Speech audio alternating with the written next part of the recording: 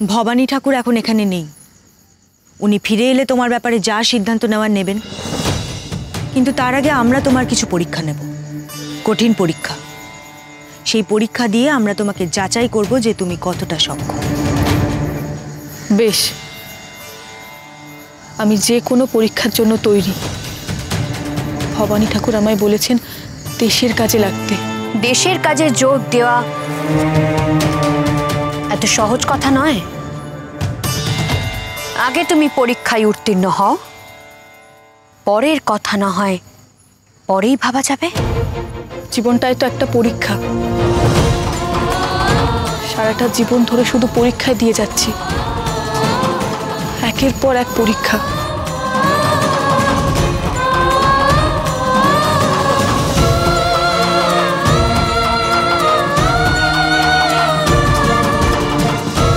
বেঁচে থাকার জন্য পরীক্ষা, নিজেকে প্রমাণ করার জন্য পরীক্ষা।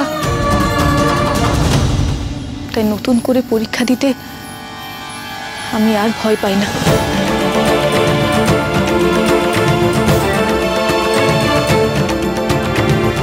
যে কোনো পরীক্ষার জন্যই আমি তৈরি।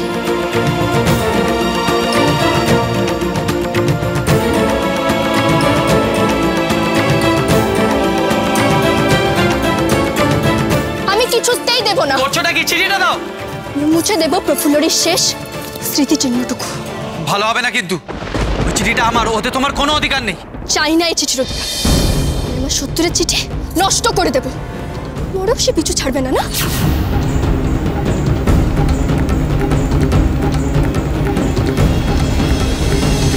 নয়নবাবু,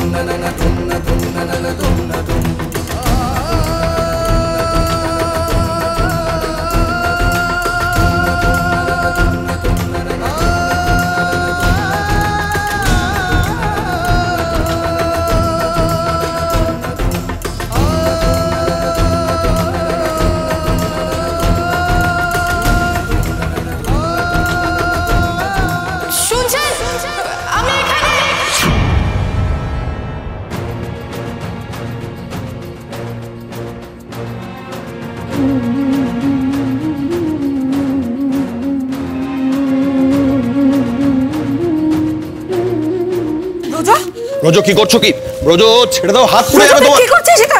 তোর হাতটা পুড়ে যাবে তো বাবা। বাবা ওটা ছাড় না। ব্রজ আমার কথা শোনো। এটা তুমি কি করলে নয়নবাবু? তুমি চিঠিটা উড়িয়ে দিলে। পুরুক না, প্রফুল্লর দেহটা তো আর আগুন পায়নি। চিঠিটাই পাক। চিঠির সাথেই পুড়ে যাক সব স্মৃতি।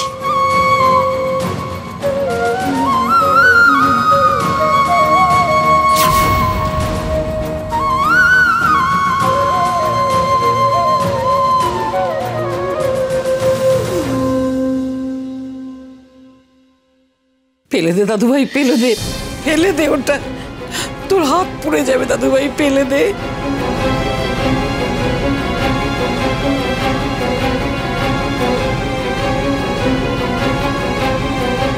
ব্রজ, পারলাম না প্রফুল্ল। তোমার জীবনের চরম সত্যিটা রক্ষা করতে পারলাম না। আর কোনো প্রমাণই রইল না।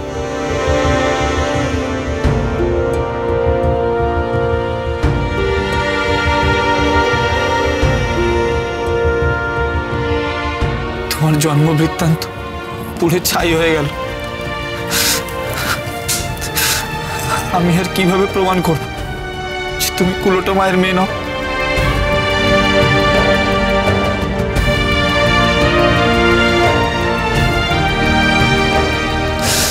আমি এমন অক্ষম যে তোমার চিঠিটাকেও রক্ষা করতে পারলাম না। আমি তোমাকেও রক্ষা করতে পারিনি, তোমার শেষ চিহ্নটাকেও রক্ষা করতে পারলাম না। আজ থেকে আপনি প্রফুল্লর নামও মুখে আনবেন না।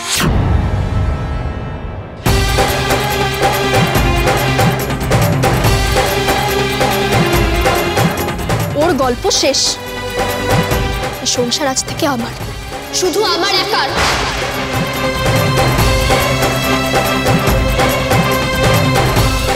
আমি আপনার ঘরণী গৃহিণী, আপনার সবকিছুর উপর আমার অধিকার, শুধু আমার একার। কারুর কোন অধিকার, কারুর না।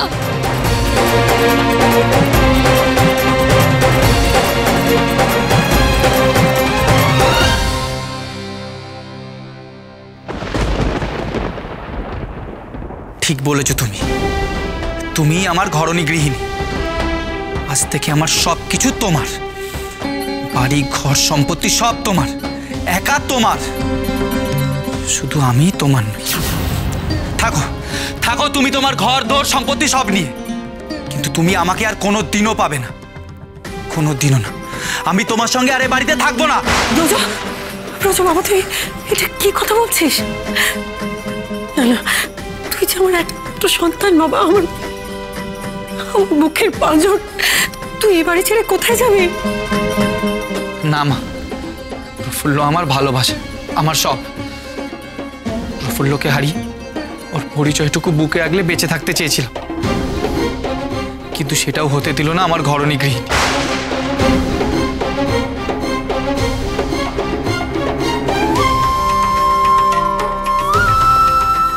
এরপরে ওর সঙ্গে কোনো সম্পর্ক আমার থাকতে পারে না।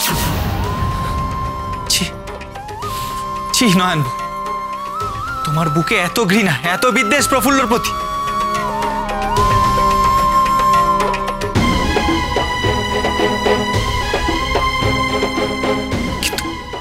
কিন্তু ও তো তোমারও ভালো চেয়েছিল। কি ভেবেছিলে প্রফুল্লর স্মৃতি পুড়িয়ে দিলে আমি প্রফুল্লকে ভুলে যাব? না, কখনো না। আমার প্রতিটা শ্বাস প্রশ্বাসে জড়িয়ে আছে প্রফুল্ল।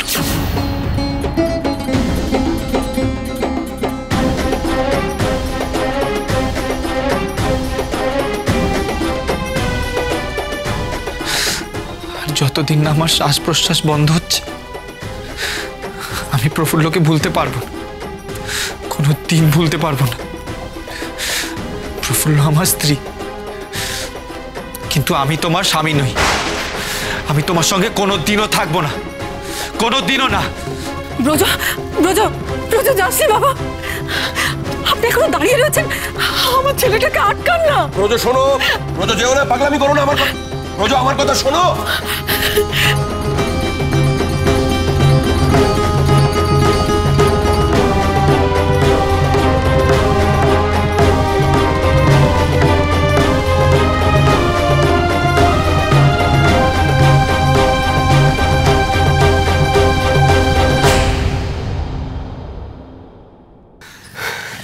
জয় মা ভবানী, জয় মা ভবানী, জয় মা।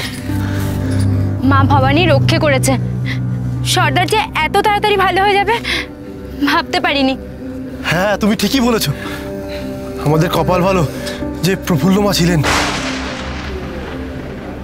না হলে ঠিক সময় ওই জড়িবুটি না দিলে এই মারাত্মক বিষ তো নামানো যেত না।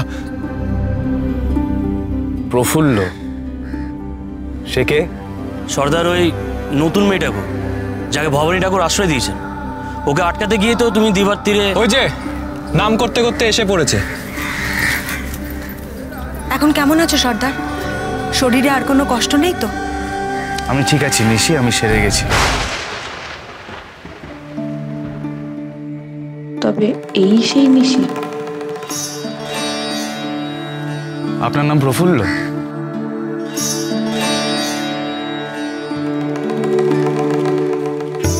আপনি এখন কেমন আছেন? ভালো আছি। শুনলাম আপনি আমাকে জমের দুয়ার থেকে ফেরত এনেছেন। আপনার পরময় ছিল তাই আপনি বেঁচেছেন।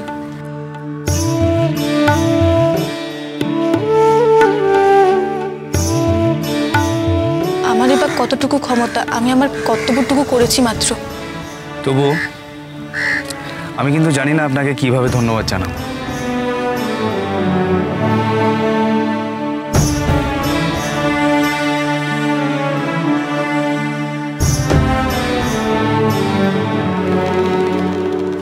ধন্যবাদের আশা করে তো আমি চিকিৎসা করিনি সর্দার।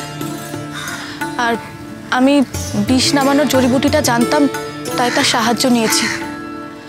আমার জায়গায় যে কেউ থাকলে সে তাই করতো।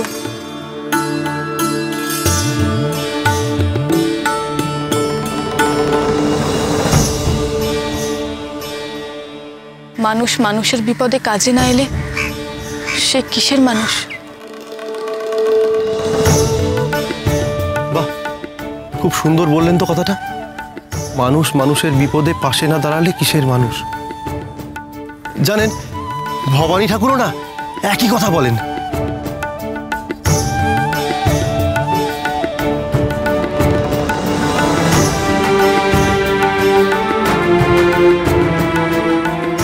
তা এখন আমার কি করণীয়? আপনি ঠাকুরের আদেশনামা পাননি?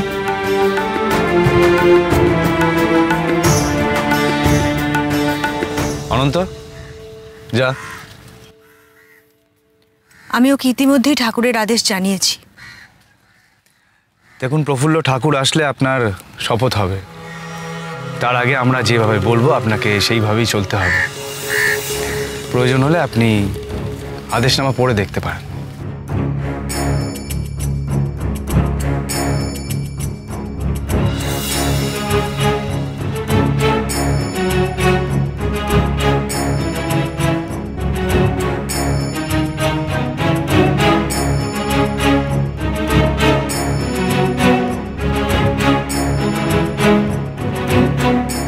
আর প্রয়োজন নেই।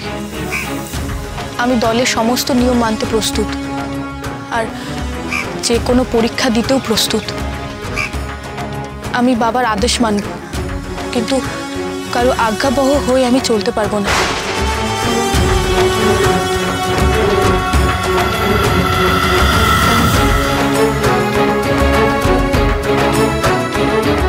আমার নিজের বোধ বুদ্ধির ওপর আমার যথেষ্ট আস্থা আছে। তার মানে তুমি আমাদের আদেশ মানবে না?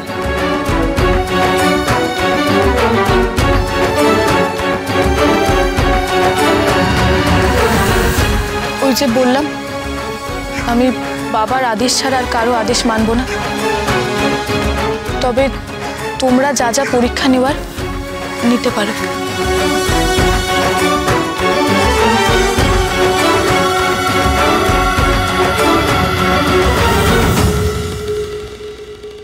ওগো কি সর্বনাশ হয়ে গেছে! শোনো শোনো, কি সর্বনাশ হয়েছে!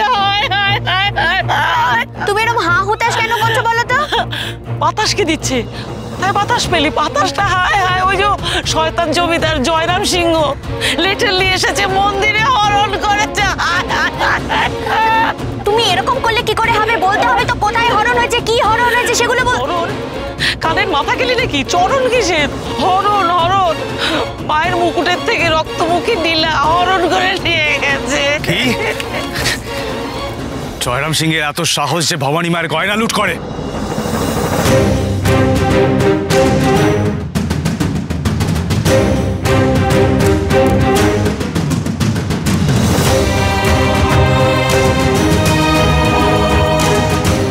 শুধু কি তাই, ওই যে ফিরিঙ্গি সাহেব আছে না, গুডল্যান্ড না কি নাম, তাকে আবার উপহার দেবে বলেছে ওই নীলা।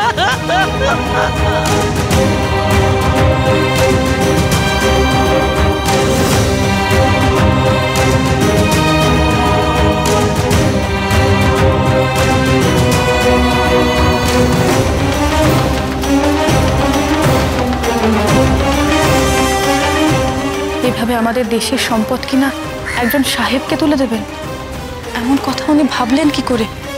এর প্রতিকার হবে না?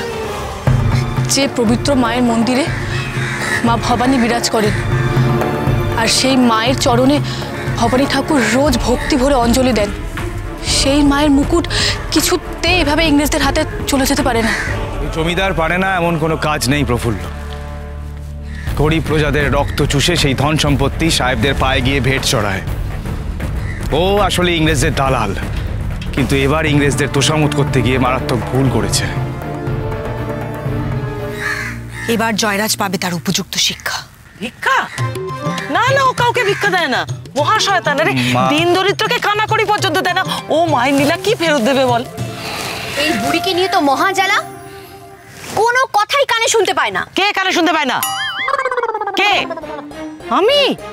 তুই কানে কম শুনিস, তোর বাবা কানে কম শোনে, তোর 14 গোষ্ঠী কানে কম শোনে। একটু থামবে? কান বলতে থান শোন। চুপ। জমিদার মায়ের নীলাটা নিয়ে কোথায় গেছে বলতে পারো? হ্যাঁ সেটাই তো বলার চেষ্টা করছি, তোমরা তো শুনছই না। জমিদার ওই রত্ন আর খাজনা নিয়ে না ওই গুডলাট সাহেবের সঙ্গে দেখা করতে যাবে। রাঙাপানি গ্রাম পড়বে মাঝখানে, ওখানে ওরা শিবির ফেলবে। ছাড়িস না ওকে, ওর পাপের শাস্তিটা দে। জয় মা ভবানী। মা নিজেই তার রত্ন উদ্ধারের পথ দেখিয়ে দিয়েছেন, আমাদের শুধু রত্নটা উদ্ধার করে নিয়ে আসতে হবে। এবার জয়রাম পাবে তার উপযুক্ত শিক্ষা, আর এই কাজে আমাদের সঙ্গে থাকবে প্রফুল্ল।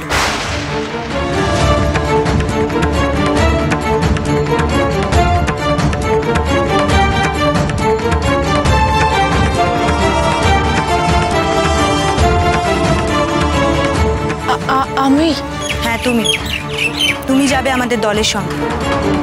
জমিদারের লেঠেলদের মুখোমুখি দাঁড়ানোর ক্ষমতা তোমার আছে কিনা পরীক্ষা করে দেখতে হবে না?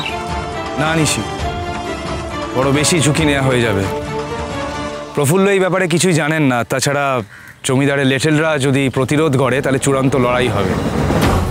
সেখানে একজন নতুন মেয়েকে নিয়ে, না, এটা তুমি ঠিক সিদ্ধান্ত নিচ্ছ না নিশি। নতুন বলেই তো পরীক্ষা করতে হবে যে শত্রুদের মোকাবিলা করার, তাদের সামনাসামনি দাঁড়ানোর সাহস ওর আছে কিনা। আর আমি যা কিছু করছি তা ভবানী ঠাকুরের নির্দেশ মেনেই করছি সর্দার। ঠাকুর বলেছিলেন এরকম কাজে ওকে সঙ্গে নিতে। আর প্রফুল্ল, তোমাকে বলেছিলাম না তোমাকে পরীক্ষা দিতে হবে? এটাই হবে তোমার সাহসের পরীক্ষা।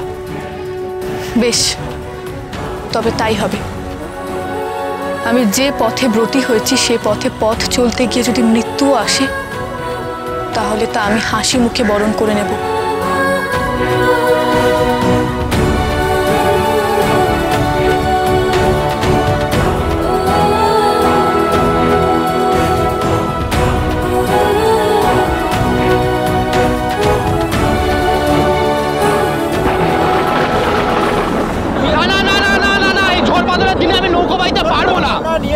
আরে বাবা, মাঝ নদীতে বিপদ হলে কে দেখবে? হ্যাঁ, তুমি ঠিক পারবে বাজি। যতক্ষণ না করছো ততক্ষণ নৌকা বলে তো সারা নদী পেরিয়ে যেতাম। একটু নিয়ে চলো মাঝি ভাই, একটু চলো। মাঝি বিয়ের কাজ বলে কথা, দেরি হয়ে গেলে তো বিয়েটাই বন্ধ হয়ে যাবে। বলো, আমাদের যে কোনো পার করে দাও মাঝি। আচ্ছা, ঠিক আছে, নিয়ে যাবো, তবে 2 টাকা লাগবে। 2 টাকা? হ্যাঁ, ওর থেকে কমে হবে না। যদি রাজি থাকো তো বলো, নইলে আমি চললু। আমাদের কাছে তো অত টাকা নেই মাঝি, কি করে দেবো বলো? ঠিক আছে, আমি চললু। আমি পথ হারিয়ে ফেলেছি, ভূতনাথ গ্রামে যাব। ভূতনাথ গ্রামে যাবেন?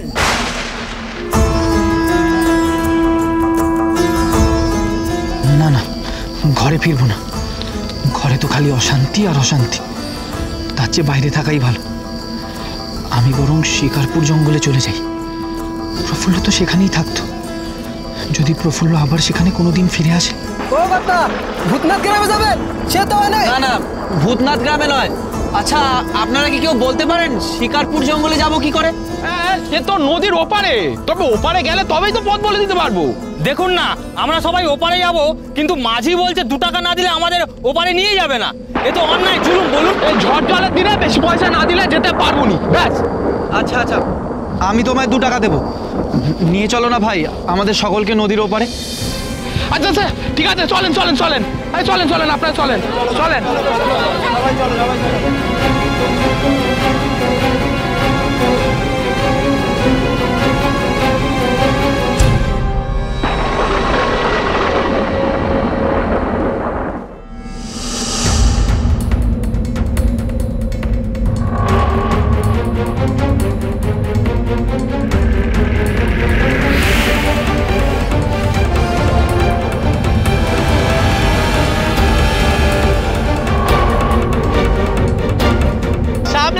সামলে!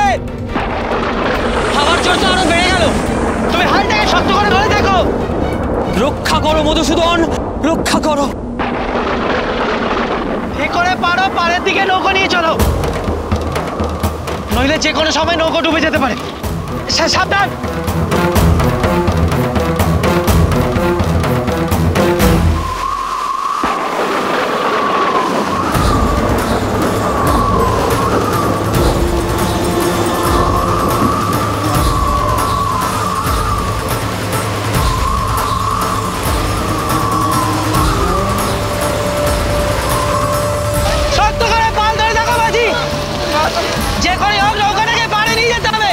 এই ঝড়ে নৌকের তাল রাখা যাচ্ছে না কর্তা।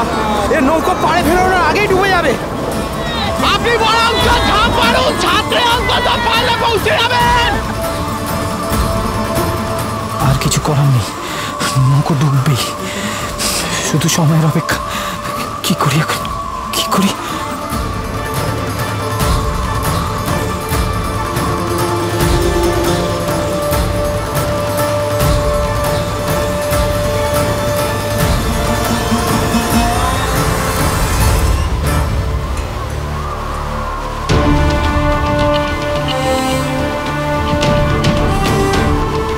তুমি কি বলছো মাঝি? নৌকাতে মেয়ে মানুষরাও আছে, তারা কিভাবে পার হবে? তো আমি কি করবো কর্তা? এই কারণে বলেছিলাম ঝড়ে নৌকো আনবনি। আপনি যা ইচ্ছে করেন, আপনি বাঁচলে বাপের নাম, আপনি থাকুন, আমি চললুম।